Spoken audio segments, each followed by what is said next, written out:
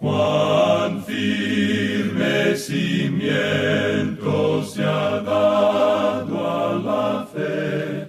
Le presentamos A través de la Biblia, un análisis de la Biblia libro por libro que nos ayudará a crecer espiritualmente. Estos estudios fueron diseñados por el Dr. J. Vernon McGee, destacado maestro y expositor de la Biblia. Acompáñenos en este fascinante recorrido a través de la Biblia.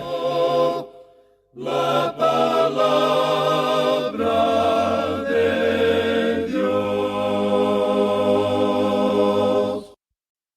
Continuamos hoy, amigo oyente, nuestro estudio en el libro de Génesis.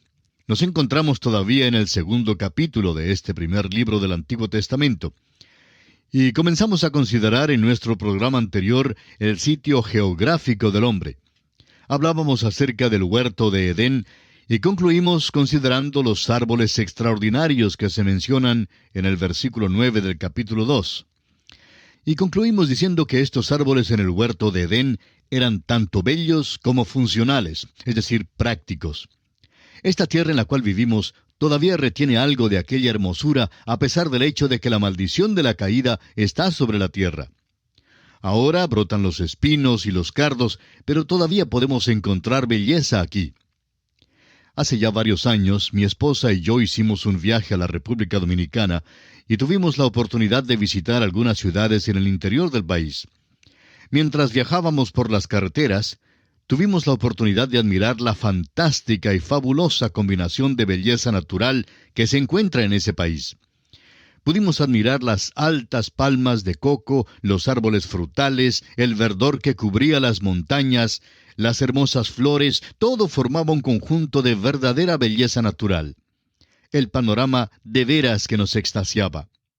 Pues bien, si a pesar de la maldición que ha caído sobre la tierra por el pecado del hombre, todavía podemos encontrar tanta belleza a nuestro alrededor, ¿cuánto más pudo existir en el huerto de Edén, amigo oyente? Debe haber sido un lugar bellísimo. Continuando ahora con los versículos 10 hasta el 14 de este segundo capítulo de Génesis, leemos: Y salía de Edén un río para regar el huerto, y de allí se repartía en 4 brazos. El nombre del uno era Pisón.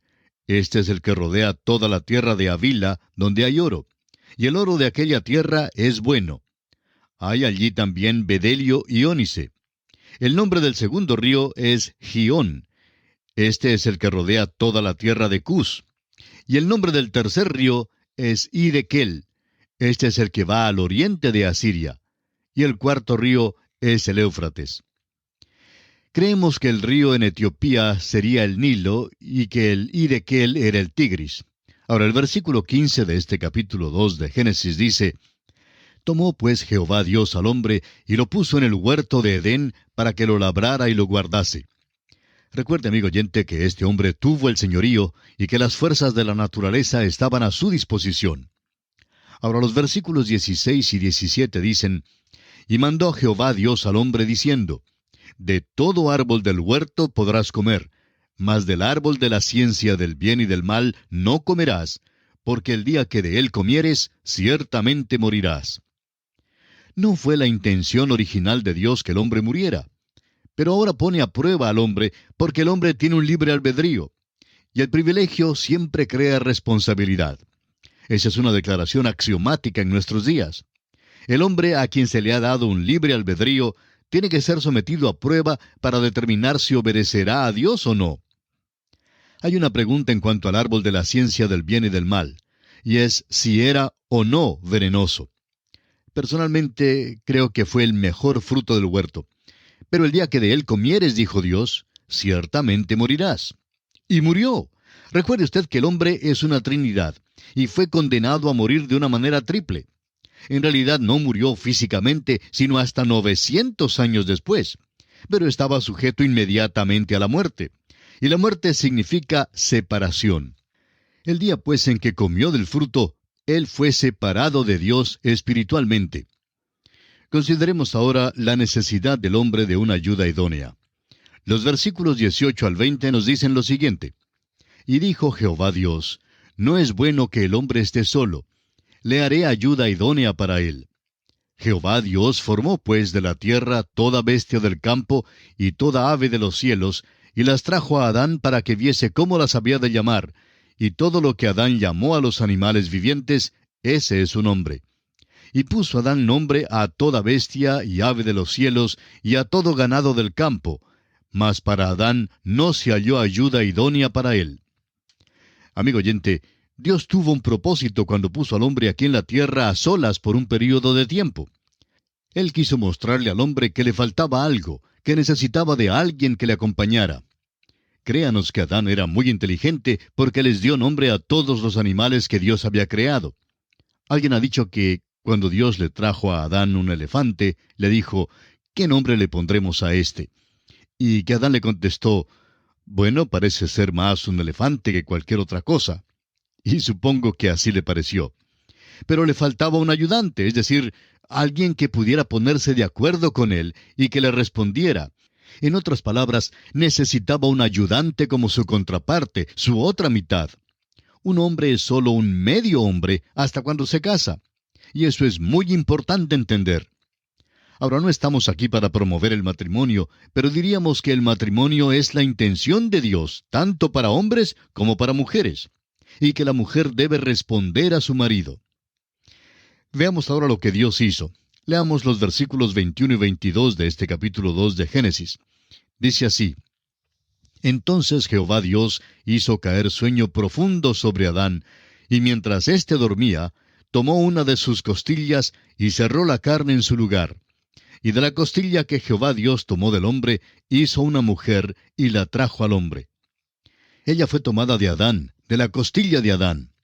El doctor Matthew Henry dijo, Dios no la tomó de la cabeza para que no fuera superior a él, ni del pie para que le fuera inferior, sino que la tomó de la costilla para que fueran iguales. Y ese es exactamente el propósito de Dios. La mujer debe ser la media naranja, y es exactamente lo que Dios quiso decir cuando dijo, las casadas estén sujetas a sus propios maridos. Quiere decir responder. Usted, amigo oyente, es la otra mitad de su esposo. Él, por su parte, es solo medio hombre. Créanos que Eva era bella. Cualquier mujer que veamos hoy que tenga algo de belleza, la ha heredado de la madre Eva. No hay ninguna belleza que ella no tuviera. Era una muñeca, era la media naranja de Adán.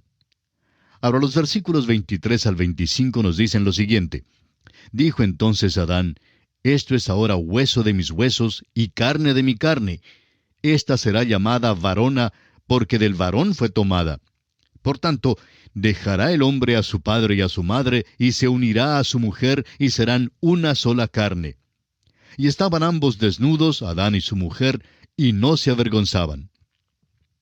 La palabra para la mujer en el hebreo es muy similar a la palabra para hombre. Hombre es ish, y la mujer es Isha. Y son muy parecidas. Ella es la otra parte del hombre y debe responder al hombre. Esa es la razón por la cual Dios dispuso que el hombre llevara la delantera. Creó al hombre primero. Creó a la mujer para que le siguiera, y es el hombre quien debe ser el agresor. Dios aún lo hizo físicamente capacitado para que fuera el agresor, y la mujer la que responde. No me diga que una esposa ha de amar a su esposo. Dios no dice esto. Dios dice que debe responderle. Si el esposo le dice a ella, te quiero, ¿sabe usted lo que pasará? Pues ella le responderá enseguida, te quiero. Y es porque ella debe responderle. Cuando un hombre dice hoy que su esposa es fría, y de vez en cuando alguien lo dice, que su esposa es fría, eso deja ver que él realmente no es el esposo que debe ser. Si es buen esposo, ella responderá, porque él es quien debe llevar la delantera. Fíjese usted que el esposo está sujeto a la esposa en el sentido de ser responsable por ella, y él no está más bajo el control del padre ni de la madre. Ahora notamos aquí que ambos estaban desnudos y no se avergonzaban. Creemos que estaban cubiertos con un tipo de luz de gloria. Creemos que este es el relato más hermoso y más fresco de la creación de la mujer y del hombre. Esta era una pareja que Dios realmente unió. Ahora Dios ha dado algunos principios para que su pueblo los obedezca. Dios ha dado el matrimonio a la raza humana, pero es una de las cosas de la cual los hombres están tratando de deshacerse hoy día. Rompamos sus ligaduras y echemos de nosotros sus cuerdas, dice el Salmo 2, versículo 3. ¿Qué es lo que trata de hacer el hombre? Trata de deshacerse de Dios, amigo oyente, porque Dios es quien estableció el matrimonio. Debe haber una identidad entre el esposo y la esposa, y Dios dice al esposo: maridos, amad a vuestras mujeres. Y esto, amigo oyente, concluye un capítulo maravilloso. Cuenta de la creación del hombre, su sitio y su trabajo, la responsabilidad que tiene, su necesidad de una compañera y la creación de esa compañera, la mujer. Este es el clímax de la historia de la creación. El hombre que sirvió de capellán en la prisión de Nuremberg cuenta de los últimos días que pasaba con aquellos hombres. Uno de ellos era Hermann Göring, y relata acerca de su última noche. Aquella noche, dice, a las 8:30, tuve una sesión con Göring, durante la cual escarneció la historia de la creación, puso en ridículo la inspiración divina de las Escrituras y negó completamente algunos fundamentos cristianos. Menos de 2 horas después, se suicidó. Amigo oyente, una de las maneras de deshacernos de esta proporción alarmante de suicidios es hacer saber a los hombres y mujeres que ellos son criaturas de Dios y que son responsables ante su Creador. ¿Cuán importante es eso? La creación de la mujer fue una creación indirecta, porque Dios la tomó de la costilla del hombre y lo hizo así para revelar la verdad de que ella es parte del hombre y que ella es su media naranja, es su contraparte y su complemento. Y esto nos lleva ahora al tercer capítulo del libro de Génesis. Pero antes de abandonar el capítulo 2, hagamos un breve resumen de lo que hemos visto en este capítulo 2. Hemos visto el parentesco del hombre con Dios. Hemos visto también la adoración de Dios por parte del hombre, la comunión del hombre con Dios, el servicio del hombre para Dios, la lealtad del hombre hacia Dios, la autoridad del hombre dada por Dios, y la vida social del hombre dada por Dios y para Dios. Ese, amigo oyente, es el gran mensaje del capítulo 2 del libro de Génesis. Y ahora sí pasamos a considerar el capítulo 3. Este capítulo es uno de los capítulos más importantes en la Biblia. El Dr. Griffith Thomas llamó al capítulo 3 el punto fundamental de toda la Biblia. Si usted lo duda, trate de leer los capítulos 1 y 2. Omita luego el capítulo 3 y siga leyendo los capítulos 4 y los demás, y se dará cuenta que hay un vacío grande que debe ser llenado. Algo ha pasado entre los capítulos. En Génesis capítulo 1 y capítulo 2 encontramos al hombre en inocencia. Todo es perfección y hay una comunión entre Dios y el hombre. Tan pronto como comenzamos a leer el capítulo 4 del Génesis y continuamos leyendo hasta el capítulo 11, encontraremos los celos, el homicidio, la ira, la mentira, la maldad, la corrupción, la rebelión y el juicio. De modo que surge entonces la pregunta: ¿de dónde vino todo esto? ¿Dónde comenzó? ¿Dónde se originó el pecado? No creemos que se originara en el capítulo 3 del Génesis, pero en cuanto a los hombres, aquí es donde comenzó. Alguien ha dicho también en cuanto al capítulo 3 de Génesis lo siguiente: aquí derivamos de su fuente muchos de los ríos de la verdad divina. Aquí comienza el gran drama que se desarrolla en la escena de la historia humana y que unos 6,000 años no han completado todavía. Aquí encontramos la explicación divina de la presente condición caída y arruinada de nuestra raza. Aquí aprendemos de los inventos astutos de nuestro enemigo, el diablo. Vemos aquí la total impotencia del hombre para caminar en la senda de justicia cuando la gracia divina se le niega. Aquí hallamos el efecto espiritual del pecado, el hombre tratando de huir de Dios. Aquí discernimos la actitud de Dios hacia el pecador culpable. Aquí notamos la tendencia universal de la naturaleza humana de cubrir su propia vergüenza moral por un artefacto obra de sus propias manos. Aquí se nos enseña la provisión gratuita que Dios ha ofrecido para suplir nuestra gran necesidad. Aquí empieza aquella maravillosa corriente de la profecía que corre por todas las Escrituras. Aquí aprendemos que el hombre no se puede acercar a Dios a menos que se acerque por un mediador. Hasta aquí esta declaración. Amigo oyente, deseamos considerar este capítulo a fondo. Estamos pasando todo este tiempo en estos primeros capítulos porque consideramos que son de vital importancia, y en ellos Dios abarca mucho terreno dentro de una breve declaración de hechos. Aquí en la primera sección está puesta en escena la tentación del hombre. El versículo 1 del capítulo 3 dice: Pero la serpiente era astuta más que todos los animales del campo que Jehová Dios había hecho, la cual dijo a la mujer: ¿Con qué Dios os ha dicho, no comáis de todo árbol del huerto? Llegamos ahora a la pregunta del porqué de la tentación. Tenemos que volvernos a los capítulos 1 y 2 y encontramos que el hombre fue creado inocente, pero no fue creado justo. Ahora, ¿qué es la justicia? La justicia es la inocencia que ha sido sostenida ante la tentación. La tentación o desarrollará la inocencia o la destruirá. Hace una de las dos cosas. El huerto de Edén no fue un invernadero, ni el hombre una planta de invernadero. El carácter ha de ser desarrollado y solo puede ser desarrollado ante la tentación. Por eso el hombre fue creado un ser responsable, y era responsable de glorificar, obedecer, servir y estar sujeto al gobierno divino. El hombre no se creó a sí mismo, fue Dios quien lo creó. Ahora, Dios no fue arbitrario en su mandamiento. Recordará usted, amigo oyente, que Dios había dicho al hombre que no debía comer del árbol de la ciencia del bien y del mal, porque el día que de él comieres, dijo Dios, ciertamente morirás. Ahora, ese no fue el único árbol del cual podían comer. Pudiera haber sido un mandamiento muy arbitrario si al no permitirle al hombre comer de aquel árbol, éste hubiera muerto de hambre.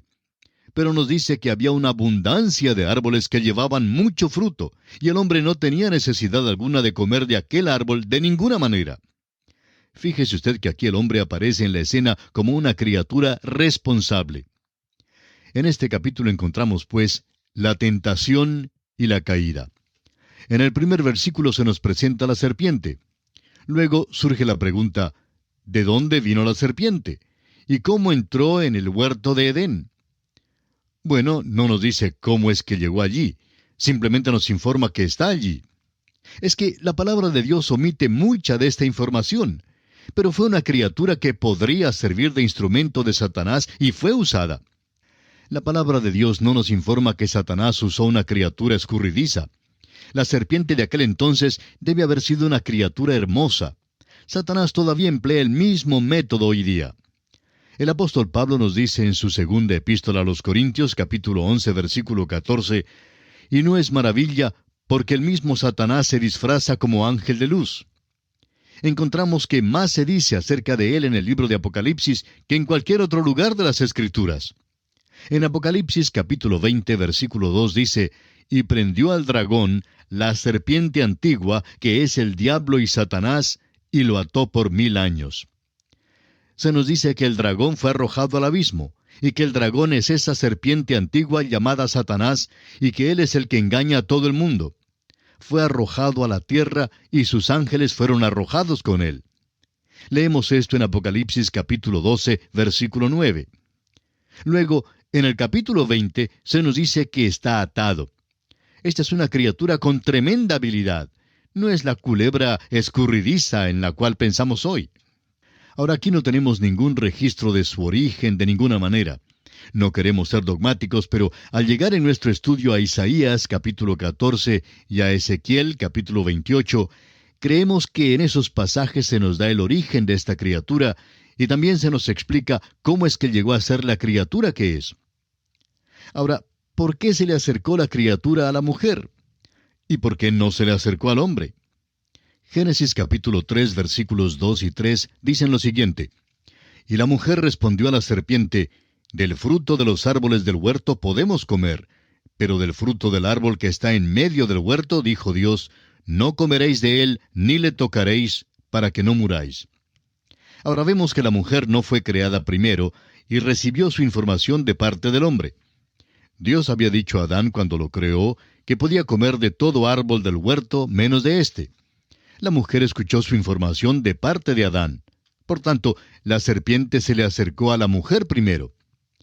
Francamente, creemos que la mujer fue creada de una manera más fina que el hombre, pero a la vez es más susceptible a este tipo de cosas que el hombre. Creemos que la mujer realmente tiene una naturaleza que es más curiosa que la del hombre. Está más inclinada a investigar las cosas nuevas y después de inmiscuirse, entonces guía al hombre a aquellas cosas. La serpiente, Satanás, por supuesto sabía lo que hacía. Fíjese usted lo que hizo. Empleó un método muy sutil para llegar a este punto. Le hizo una pregunta a Eva que creó una duda en cuanto a la palabra de Dios. Provocó su curiosidad y le hizo surgir una duda en cuanto al amor, la bondad, la justicia y la santidad de Dios. Luego, fíjese usted que ella repite el mandamiento de Dios, pero añade algo. Ella añadió, ni le tocaréis. No hallamos en ninguna parte que jamás Dios hubiera dicho que no tocaran el árbol. Sin embargo, ella menciona estas palabras. Y bien, amigo oyente, vamos a detenernos por hoy aquí. Proseguiremos este estudio en nuestro próximo programa y confiamos que usted nos sintonice de nuevo. Hasta entonces, pues, que el Señor le bendiga es nuestra ferviente oración. Y así terminamos por hoy. Escríbanos y cuéntenos qué le pareció y cómo le ayudó el estudio de hoy. Si desea recibir las notas y bosquejos de lo que estamos estudiando, suscríbase gratis en nuestra página en Internet. Esta es la dirección: a través de la Biblia.org/notas. A través de la Biblia.org/notas. Repito, a través de la Biblia.org/notas. Si desea escuchar nuevamente el programa o si se perdió alguno de ellos, vaya a través de la Biblia.org/recursos. Repito, a través de la Biblia.org/recursos. A través de la Biblia.